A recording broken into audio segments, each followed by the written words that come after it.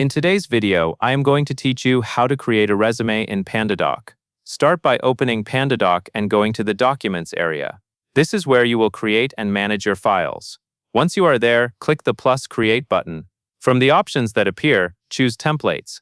Using a template is the fastest way to build a clean, professional resume layout without needing to design everything from scratch. Next, you will set up your resume by searching for the right template. In the template search bar, type Resume. You will see several resume-style templates in the results. Take a moment to pick one that matches the look you want, such as a simple one-page design or a more detailed layout with sections. When you find the template you like, select it, then click Use this template. Pandadoc will open the template in the editor so you can customize it. Now it is time to edit the content. Click directly into the text blocks on the page to replace the sample text with your own information. Work section by section, adding your experience, skills, and education. Keep your formatting consistent as you type. If the template uses headings, dates, or bullet-style lines inside the design, try to follow that structure so everything stays easy to read.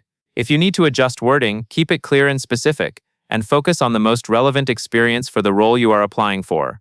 To add a photo, go to the top menu and choose Insert. Then select Image. Upload the photo you want to use, then place it into the design. Use a clear professional image, and make sure it fits neatly within the space provided by the template. After that, use variables on the right sidebar to autofill contact information. Variables are helpful for repeating details like your name, role, or general contact fields across the document without retyping them. Select the variable fields and enter your information once, then let Pandadoc populate it wherever it appears. When you are finished, review the resume for spacing, spelling, and alignment.